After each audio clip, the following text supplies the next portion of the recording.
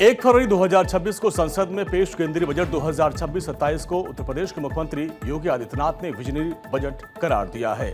लखनऊ में आयोजित press conference में सीएम योगी ने प्रधानमंत्री नरेंद्र मोदी और वित्त मंत्री निर्मला सीतारमण का आभार जताते हुए कहा कि यह बजट विकसित भारत के संकल्प को मजबूती देता है और देश की 145 करोड़ जनता की आकांक्षाओं को पूरा करने वाला है। उन्होंने कहा कि पिछले 11 वर्षों में पीएम मोदी के नेतृत्व में तय की गई नीतियों का असर अब जमीनी स्तर पर साफ नजर आ रहा है। सीएम योगी ने कहा कि बीते 11 साल में 25 करोड़ से अधिक लोग गरीबी रेखा के बाहर आए और भारत बहुत तेजी से दुनिया की तीसरी अर्थव्यवस्था बनने की दिशा में आगे बढ़ रहा है। उन्होंने इसे कर्तव्य भवन में तैयार होकर आया पहला बजट बताते हुए कहा कि इसमें राष्ट्र के प्रति कर्तव्य बोध और भविष्य की जिम्मेदारियों की स्पष्ट झलक नजर आती है। 12,20,000 करोड़ का इंफ्रास्ट्रक्चर का जो फंड तैयार किया गया है, इसके लिए घोषणा की गई है। स्वाभाविक रूप से इसमें इंफ्रास्ट्रक्चर विकास का है, कनेक्टिविटी का है और भी अन्य सेक्टर को आगे बढ़ाने का, जिनमें 7 रेलवे के नए कॉरिडोर, दिल्ली वाराणसी, वाराणसी सिलीगुड़ी, ये 2 यूपी को प्राप्त हुए हैं।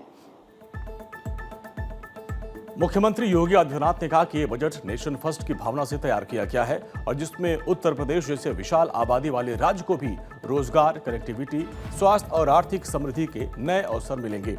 उन्होंने विश्वास जताया कि यह बजट न केवल इंफ्रास्ट्रक्चर को मजबूत करेगा बल्कि समावेशी विकास की मजबूत नींव रखेगा और यूपी को विकसित भारत के लक्ष्य में अहम योगदानकर्ता बनाएगा।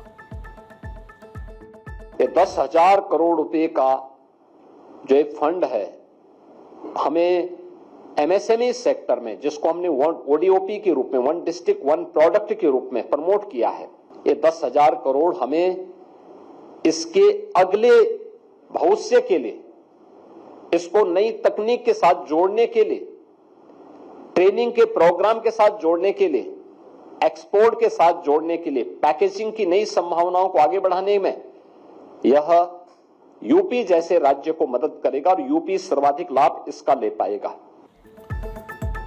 सीएम योगी ने बताया कि बजट में किसान, युवा, महिला, गरीब चारों वर्गों को केंद्र में रखकर 3 प्रमुख कर्तव्यों पर फोकस किया गया है और यूपी को सबसे बड़ा लाभ इंफ्रास्ट्रक्चर के जरिए प्रस्तावित 12.20 लाख करोड़ रुपए के कैपिटल एक्सपेंडिचर से मिलेगा और इसमें शामिल 7 नए हाई स्पीड रेल कॉरिडोर में दिल्ली वाराणसी और वाराणसी सिलीगुड़ी कॉरिडोर प्रदेश के लिए गेम चेंजर साबित हो सकता है।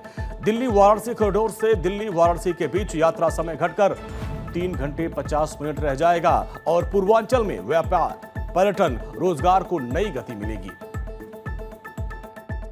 महात्मा गांधी ग्राम स्वराज योजना भी लॉन्च की गई है। आप सब जानते हैं कि देश के अंदर सबसे अधिक ग्राम पंचायतें यूपी के पास हैं। रूरल पॉपुलेशन देश के अंदर सबसे अधिक यूपी जैसे राज्य में निवास कर रही है।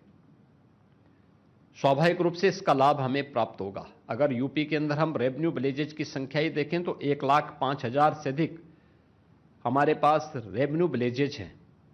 स्वाभाविक रूप से महात्मा गांधी ग्राम स्वराज योजना का लाभ यूपी को प्राप्त होगा। ग्रामीण उत्पादों को ग्लोबल मार्केटिंग नेटवर्क से जोड़ने में इससे मदद मिलेगी।